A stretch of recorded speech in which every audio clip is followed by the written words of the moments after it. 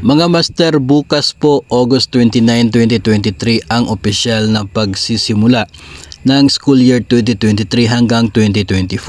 Kaya napapanahon lamang po na pag-usapan natin ang isang benepisyo ng mga guro na binibigay sa pagsisimula ng klase. Ito po ang cash allowance, no? Ayon po dito sa joint circular ng DBM at ng Department of Education, simula po 2021 ay nasa 5,000 pesos na ang cash allowance for public school teachers.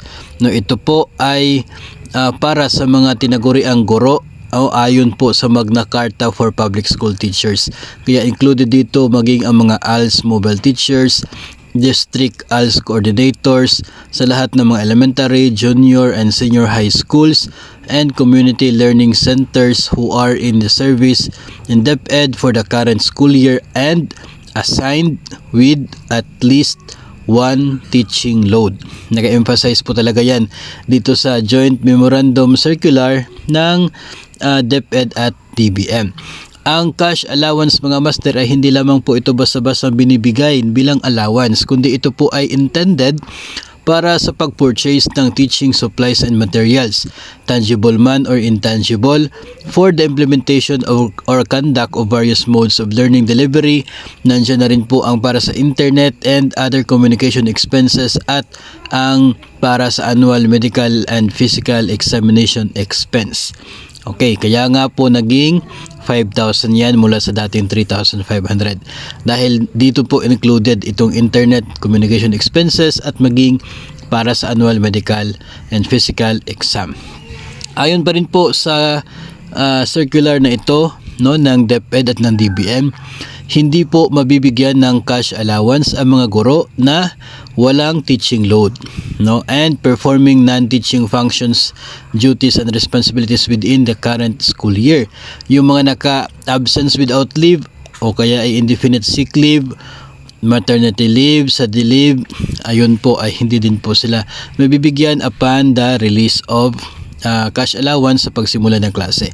Yung mga found guilty of any offense at yung mga no longer in service as of the official start of the current school year, sila po ay walang cash allowance. Pero yung mga nauna po, yung walang teaching load at yung mga naka-leave, no, sila ay pwedeng mabibigyan ng cash allowance kapag sila po ay nagkaroon ng one teaching load para doon sa mga walang teaching load, o kaya ay yun po mga naka-leave ay bumalik na sa kanila pong pagtuturo, bumalik na po sa kanilang serbisyo.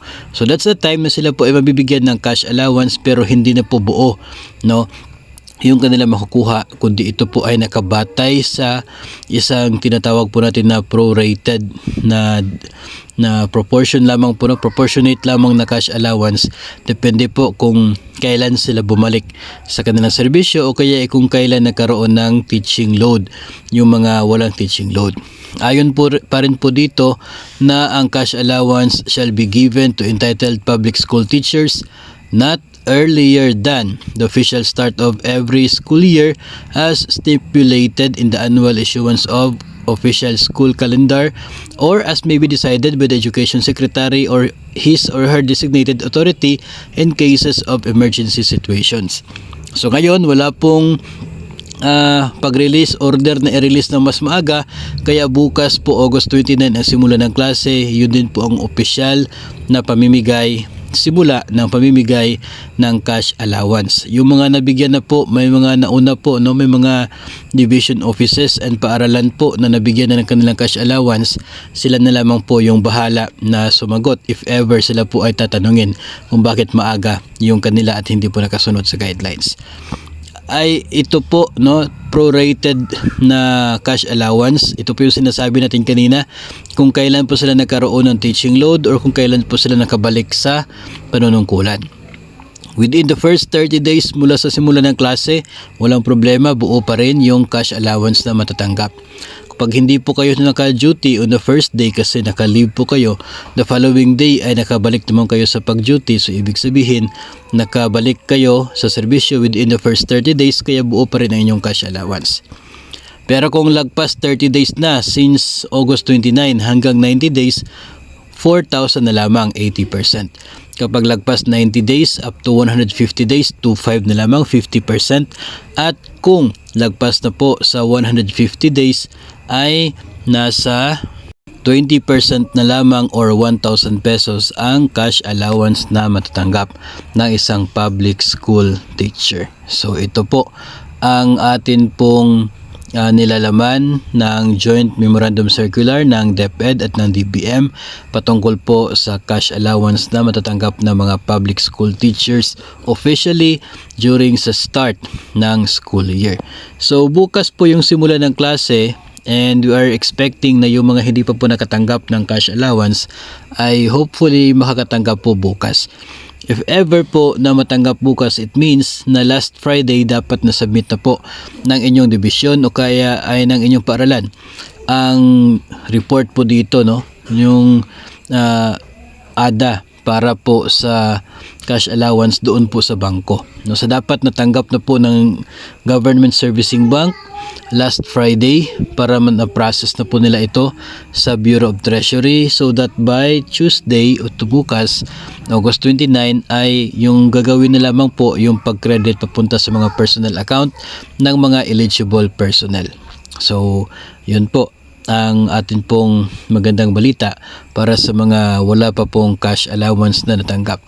At yun po ay hopefully makapagbigay po ng sagot sa mga maraming tanong na atin din po natatanggap tungkol sa cash allowance. So tandaan po na itong cash allowance na ito ay intended para sa susunod na school year 2023 hanggang sa 2024. Kung kayo po ay na-hire nitong taon lamang po, so ibig sabihin kayo ay eligible, no, dahil kayo ay in service for this school year 2023 to 2024. No, so wala pong problema kahit nga po ay bukas mismo yung date ng inyong appointment ay sigurado pa rin po na mayroon kayong cash allowance kasi wala naman pong prior na serbisyo yung kinakailangan, no, na requirement dito, kundi dapat kayo po ay in service, no, sa start ng klase and kayo po ay kapag on leave nakabalik po ng duty, no, doon po sa start ng klase.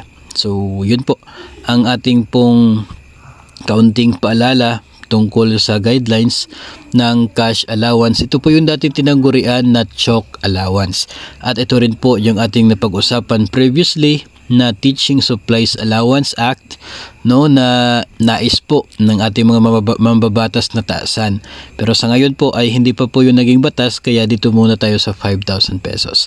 Hopefully kapag maging batas yun, sana po nadagdagan itong 5,000 kasi nakasaad po doon na 7,500 na for the next school year. So sana po once na maging batas yun, magbigay ng dagdag na pondo ang DBM para maibigay ng DepEd yung 2,500 po if ever na maging batas yung tinatalakay ngayon na Teaching Supplies Allowance Act. So maraming salamat pa rin po sa lahat ng mga tumatangkilik sa atin pong YouTube channel at sa atin pong Facebook page. Maraming salamat sa inyong lahat.